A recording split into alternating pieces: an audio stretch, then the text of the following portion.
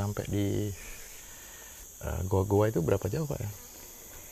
Dari Hambur Batu kalau untuk saat ini Pak, ke Tinting kan sudah artinya lebih canggih lagi lah, artinya pakai mesin besar. Ada yang 10 PK, ada yang sampai 16 PK dipakai. Kebetulan kan salah satunya yang terbesar mesin kan punya aku 2 piston itu kan 16 PK. Kalau sebelumnya kami semua di sana sampai tahun 2011 itu akhir 2012 lah.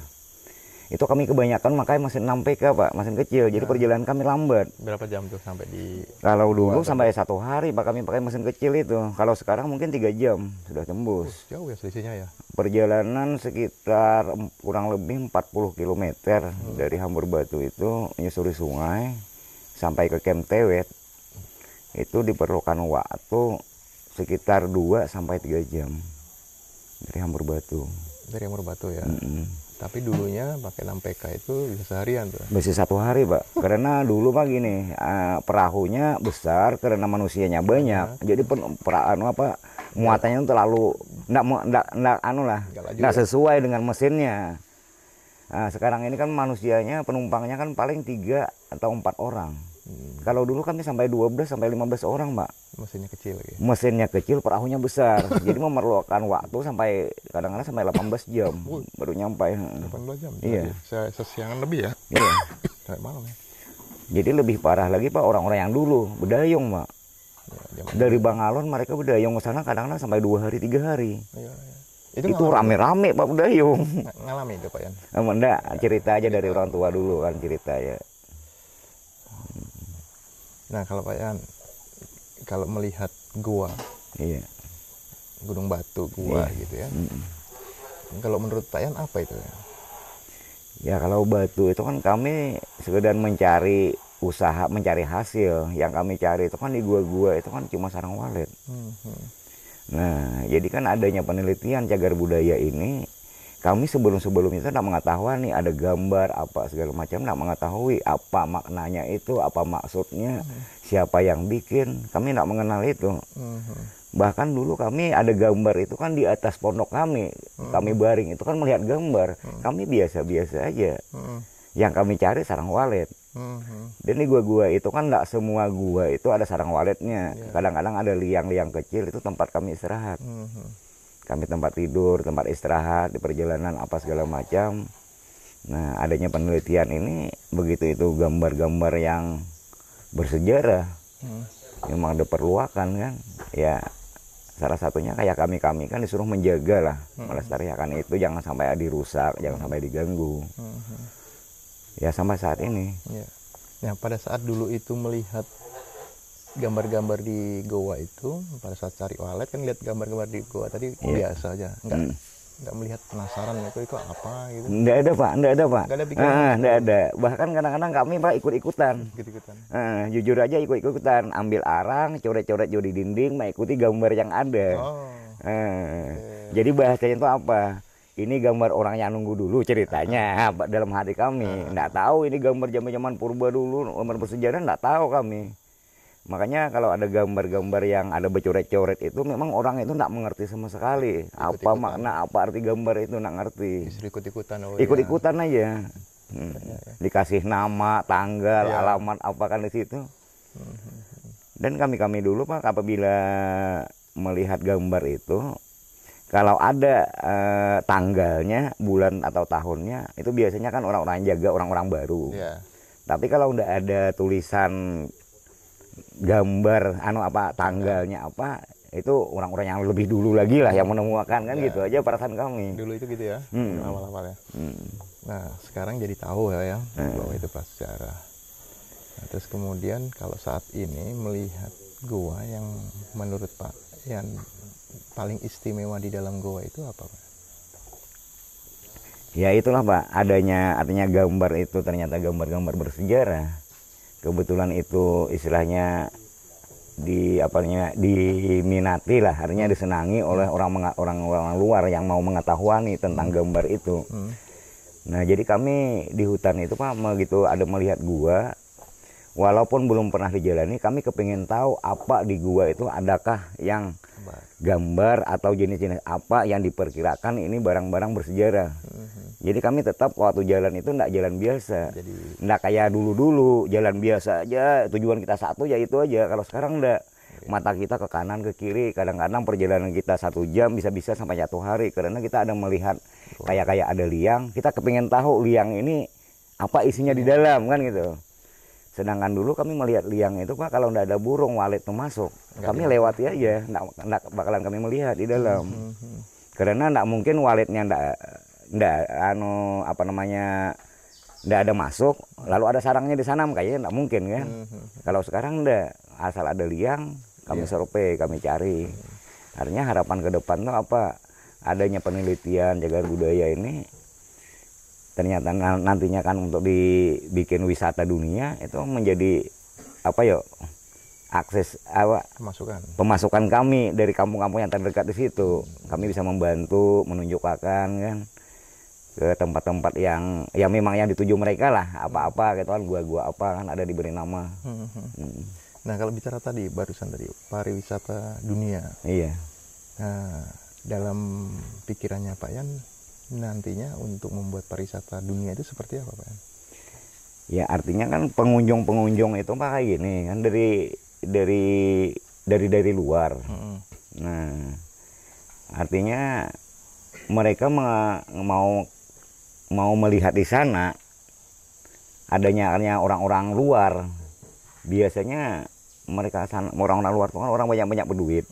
Nah jadi ibarat kita membawa apa segala macam biasanya kan diberi lebih daripada orang-orang lokalan gitu. Nah kayak misalnya kan ada orang-orang mahasiswa misalnya kan, apa orang-orang dari perusahaan di daerah lingkungan Tepian Lasat ini, mereka memberi anggaran itu seminim-minimnya. Tapi kalau orang-orang luar itu enggak ada Pak, enggak ada target lah. Artinya kita umumkan biasanya segini, mereka iya gitu nah. Enggak cerewet lah, maksudnya enggak cerewet.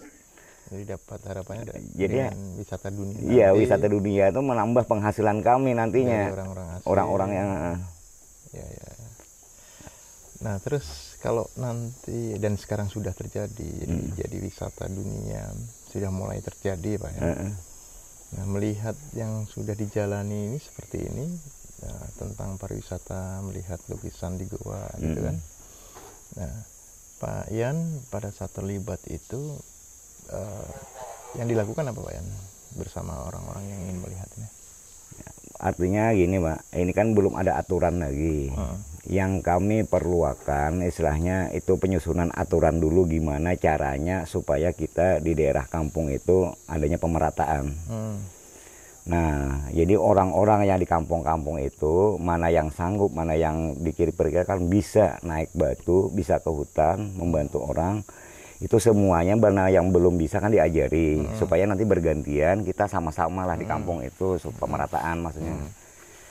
Kan nanti kan kalau memang itu jadi wisata dunia, orang-orang kan tambah ramai nanti datang ke Hambur Batu. Baru yang lain-lain enggak tahu tempatnya, yang lain-lain enggak bisa memanjat, apa segala macam, kita gimana ngajak Pak. Jadi perlu diajari lah, artinya orang-orang di lingkungan situ yang memang ikut terlibat di situ. Nah, ya kan kayak di Gunung Gergaji itu Pak, kebanyakan tempat-tempat itu manjat. Jadi memerlu tenaga ekstra, kehati-hatian dan keahlian manjat batu itu. Jadi enggak sembarangan orang bisa naik ke sana. Itu di Hambur Batu banyak orang-orang yang punya kemampuan gitu. Kalau banyak sih enggak, Pak. Cuma ada lah. Ada. Makanya ini tadi yang perlu disiapkan ya, tata gitu ya. Pemerataan tadi ya. Pemerataan, Pak. Kami artinya walaupun kami orang-orang dulu, kami enggak ingin menguasai semua, enggak. Kami tetap ingin berbagi dengan orang-orang yang baru, anak-anak muda yang sekarang. Supaya untuk kelanjutannya kan mereka tadi bisa kayak lebih daripada kami gitu nah. Yang jaga juga. Nah, Pak Yan, kalau Pak Yan terlibat dengan tamu-tamu seperti itu, biasanya Pak Yan yang dilakukan apa Pak Yan? Misalnya saya ini tamu gitu. Artinya kan pertama kan waktu di Hambur Batu, saya cerita dulu tentang perjalanan dari Hambur Batu. Tujuan mereka misalnya contoh ke Gua Tewet. Nah dari Pak Hamur Batu kita memerlukan perjalanan lewat sungai, memerlukan ketinting. Nah kapasitas ketinting yang biasa diperlukan orang-orang di sini sekitar 3 atau 4 orang plus baju pakaian. Nah jadi perjalanan kurang lebih 2 atau 3 jam sampai ke pos Tewet.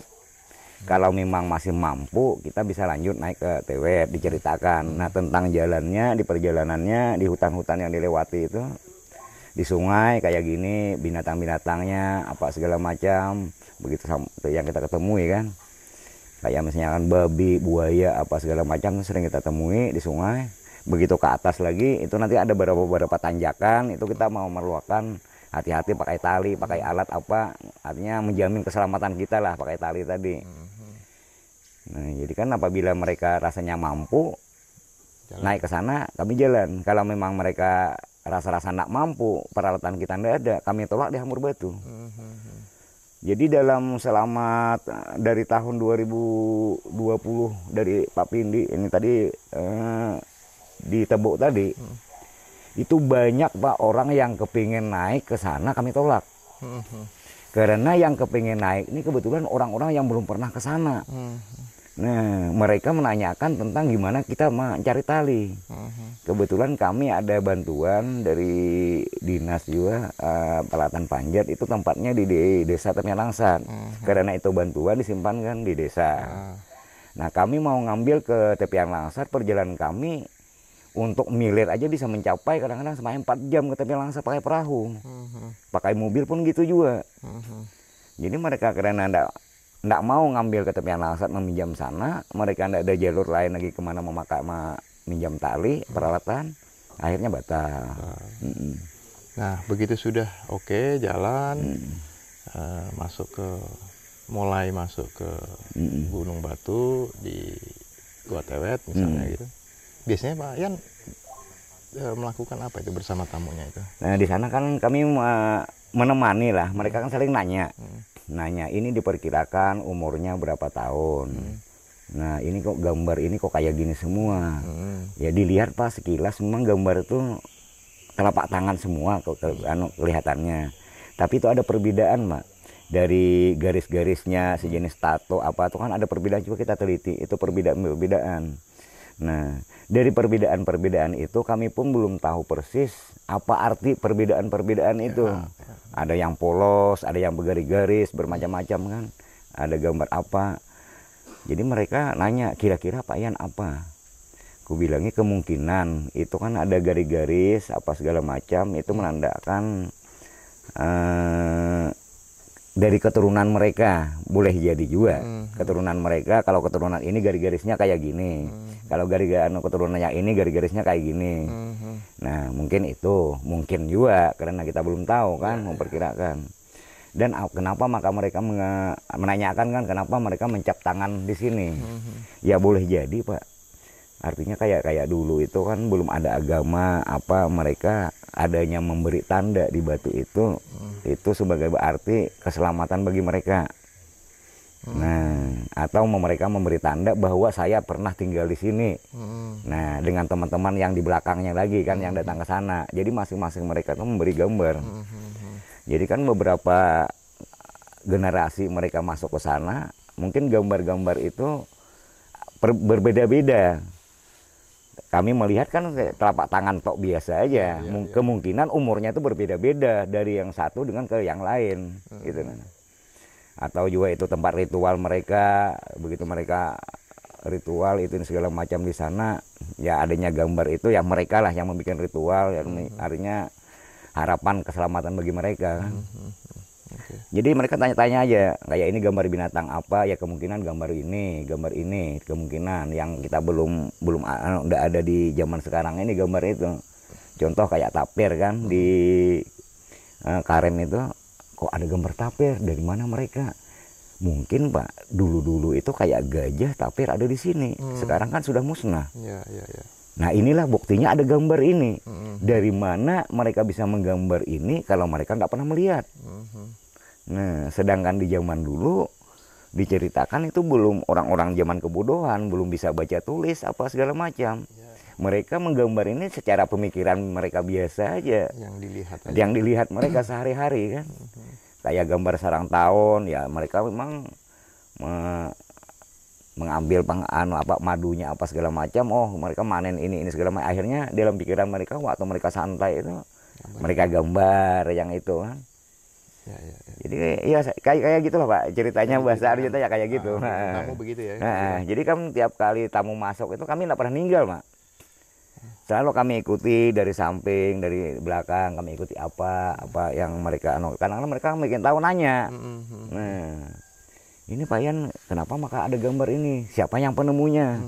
Kalau penemunya begitu ada penelitian cagar budaya ini baru ada yang disebut penemu. Kalau dulu tuh orang-orang banyak aja melewati di sini. Sebenarnya sudah ada gambar itu, tapi belum tahu gambar itu bahwa gambar bersejarah gitu. Nah tadi Pak Yan tadi cerita di Goa kemungkinan menurut Pak Yan dulunya ada ritual-ritual sehingga ada tanda itu. Nah di Amurbatu sendiri atau masyarakat di sekitar tepian sana ada nggak Pak ritual-ritual di masyarakat yang ditujukan juga untuk gunung batu itu atau goa itu? Kalau ritual-ritual sekarang ini Pak boleh dikatakan kalau untuk daerah tepian Langsat Amurbatu itu tidak ada lagi. Karena kami semua kan sudah beragama. Misalnya kan kayak di Muslim biasanya syukuran itu kan dengan cara Muslim. Kita baca doa selamat lalu kita makan rame-rame kan gitu aja biasanya. Jadi kalau jadi jenis ritual kayak orang-orang dulu cerita, jujur aja Pak, nenekku di daerah sana masih tradisi lama, masih kayak mau bikin ritual. Tapi kalau untuk daerah sini belum ada lagi, nggak ada lagi. Kalau zaman setahunya Pak Yan, nenek dulu waktu bikin ritual atau bikin kegiatan budaya lah gitu, ritual gitu, ada nggak Pak ceritanya bahwa ritual itu ada hubungannya dengan goa-goa yang ada di sana? Ya di gua-gua itu biasanya mereka kan di tempat-tempat yang biasa itu kan ritual itu boleh dikatakan tempat yang sakral lah di gua-gua itu. Nah, jadi kan mereka minta petunjuk, minta keselamatan, apa segala macam. Lalu dengan cara-cara mereka motong ayam, motong babi, apa segala macam di situ. Ya gitu-gitu aja Pak. Biasanya yang aku tahu cuma gitu-gitu aja. Nah, kemudian dulu melihat Gunung Batu itu karena sarang. Nah kan. Terus sekarang ini melihat Gunung Batu, melihat ada sarang juga ada prasejarah tadi. Iya. Dari situ ya. Jadi nilai goa itu kalau menurut Pak Yan yang terpenting dari nilai goa itu apa? Ya itu Pak, ada gambar-gambar bersejarah itu yang paling penting. Yang paling penting itu Pak. Artinya gambar-gambar itu harapan kami untuk anak cucu kami. Kalau sarang walet kami tidak berharap untuk anak cucu kami. Cukup mungkin habisnya sampai di kami. Tapi kalau gambar itu mudah-mudahan kami berharap betul itu sampai ke anak cucu kami. Dan anak cucu kami nanti mengetahui, wah ini bapak aku aja dulu masih ketinggalan jauh, gimana lagi gambar orang-orang dulu, nenek kami dulu apa. Ya akhirnya mereka kan bukan sekedar tinggal cerita nama, mereka melihat membuktikan sendiri bahwa gambar itu betul-betul ada gitu. Jadi itu yang kami paling utamakan kami jaga. Bahkan saya sebagai juru pelihara Pak, saya telah memantau 1 kali 24 jam siapa yang bolak-balik daerah Amurbatu itu. Kalau ada kerusakan atau sampah apa segala macam, misalnya di camp ada bekas kaki orang apa, itu saya susuri siapa yang bekas ke sini. Kalau ada kerusakan apa segala, aku cari siapa orang ini yang terakhir di sini, siapa ditanyakan kemana-kemana. Makanya kami dengan Pak Anus di Amurbatu selalu tahu siapa yang ada masuk ke daerah sini. Kalau ada nanti kerusakan itu apa segala macam, walaupun mereka bukan yang melakukannya, yang tertuduh pasti mereka. Jadi kami menjaga betul itu gambar. Nah itu menjaga atau mencoba merawat goa itu di tepian itu dilakukan oleh masyarakat secara umum atau baru sebagian saja yang peduli Pak? menjaga, merawat itu Pak cuma tugas Jopel aja sebenarnya, juru pelihara di sana. Kami kan di daerah Kutai Timur ini ada 7 orang juru pelihara. Nah kebetulan yang paling sering naik ke daerah gua, situs-situs di Gunung Gergaji ini kami dengan Pak Anus. Karena kami kampung yang terdekat. Kalau mereka kan Tepian Langsat kan agak jauh. Nah dan pekerjaan kami juga sampai sekarang kan masih ada lah. Yang di hutan itu yang boleh dikatakan rutin kami ke hutan. Itu apa itu Pak? Sarang walet. Sarang walet. Walaupun itu kurang betul, tetap itu jadi penghasilan kami. Sampai hari ini Pak ya? Sampai sekarang. Kayak berburu pun kadang-kadang kan waktu kami bikin acara apa segala macam, kami masih mencari hasil buruan untuk acara-acara itu tadi. Karena memang kebiasaan kami dari dulu Pak. Jadi kami begitu kami masuk ke hutan, kami paling tidak Pak kami nyorope melihat keadaan lingkungan itu, gambar apa segala macam, bekas jejak itu segala macam di daerah situ. Kalau ada yang mencurigakan, pekerjaan kami tunda, kami cari dulu ini bekas siapa. Kami tanyakan ke sana kemari itu. Jadi ya itu tadi harapan kami, jangan sampai ada yang merusak, artinya yang mencoret-coret apa segala macam gambar lokasi-lokasi itu. Nah kesadaran seperti itu kalau di Hamur Batu, kesadaran peduli terhadap Gunung Batu atau goa tadi itu sudah ada di masyarakat secara luas atau baru kelompok-kelompok yang peduli saja? Jadi kan gini Pak, masalah yang peduli itu orang-orang yang sudah biasa diajak naik ke sana, akhirnya mereka mengetahui, merasakan hasilnya. Kita gambar ini kan ada hasil karena mereka dibayar, diupah kan, diajak ke sana. Nah kita kalau ini gambar bagus, kita berkelanjutan, kita nanti dapat kerjaan terus. Akhirnya di hati mereka tuh kepingin untuk membantu ini karena harapan mereka dapat pekerjaan ke depannya. Jadi yang belum pernah ikut, mereka masa bodoh, masih belum merasakan kan hasil dari gambar itu. Boleh katakan kayak saya lah. Artinya kan adanya gambar itu kan menambah penghasilan saya Pak. Nah Pak Yan, kan di Tepian Langsat ada gua tewet ya. Di sini ada gambar juga ya, di Merbabu ini. Dan antara masyarakat di tepian sana dengan Merabu ini sama-sama juga berupaya untuk menjaga lukisan di goa ya. Apa di goa itu saling saling bekerja sama untuk menjaga atau seperti apa Pak?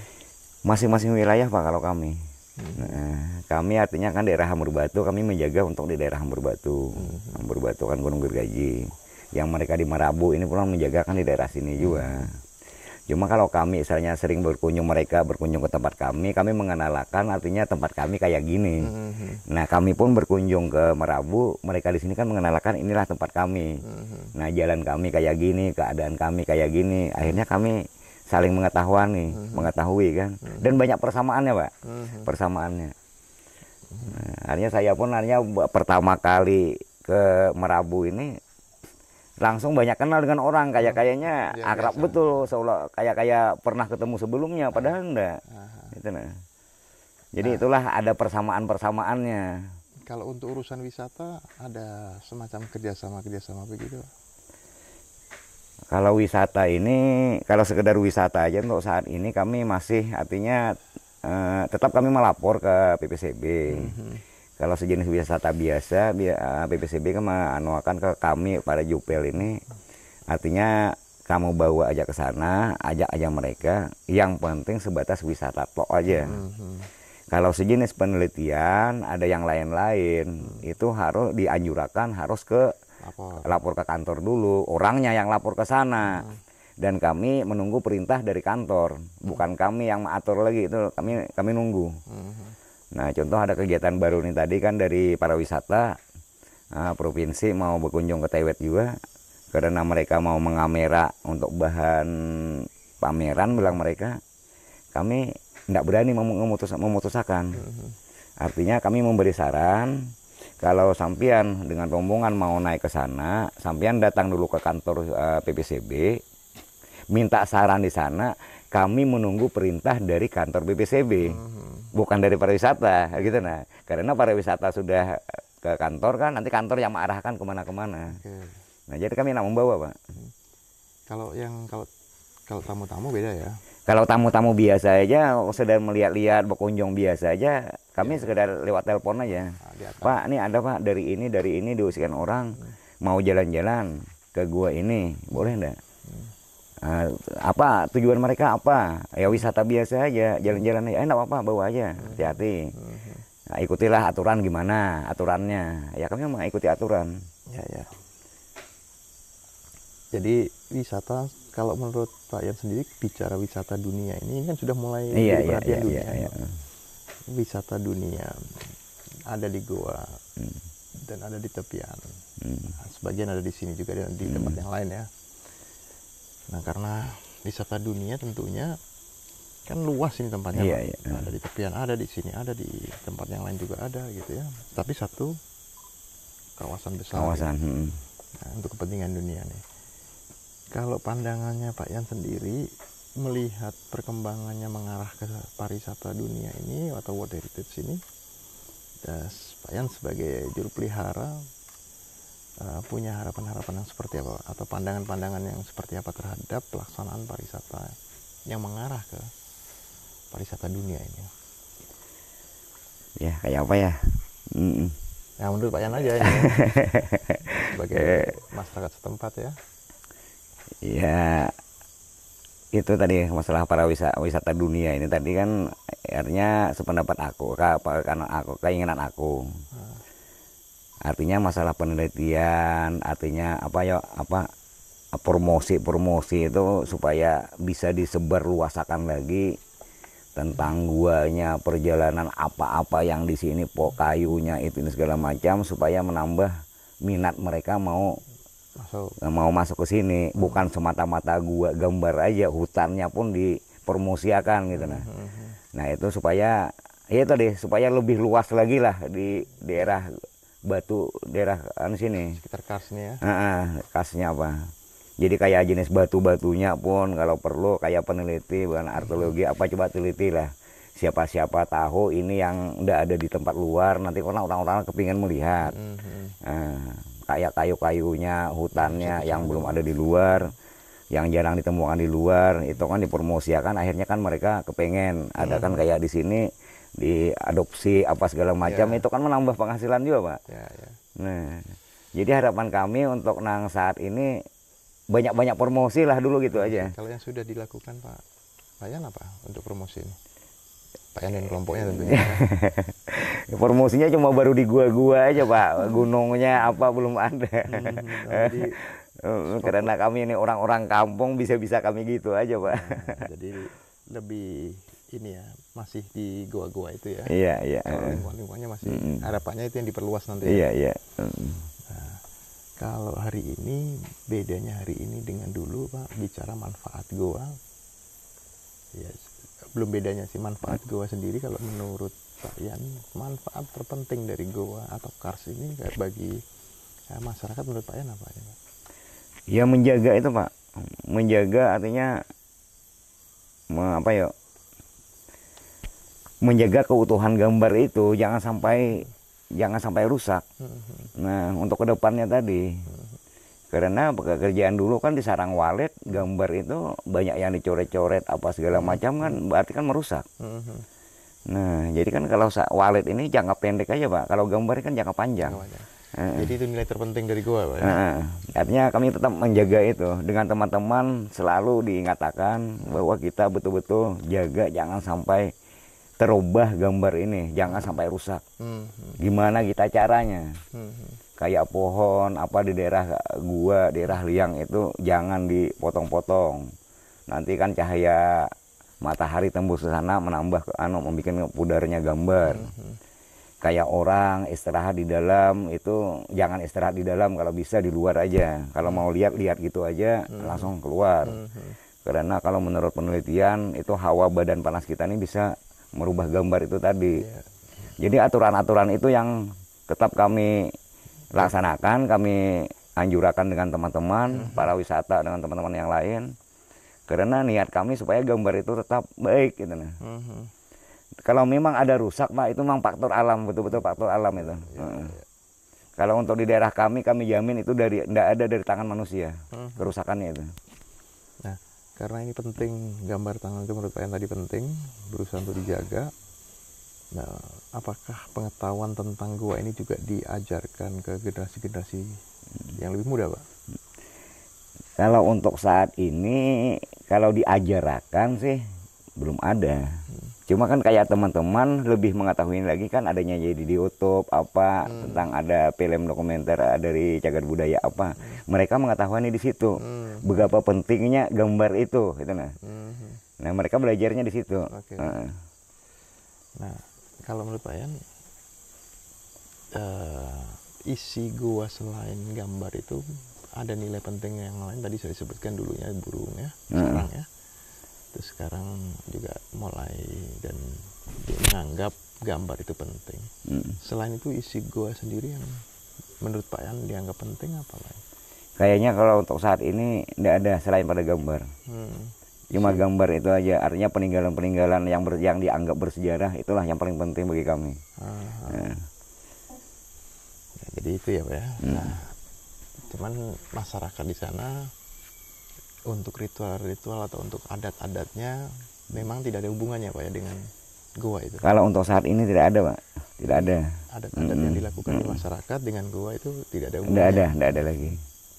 Kita nggak tahu yang dulunya ya. Kalau yang dulunya ya memang perkiraan gitu dulunya. Kalau sekarang tidak ada lagi. Nggak ada ya. Oke.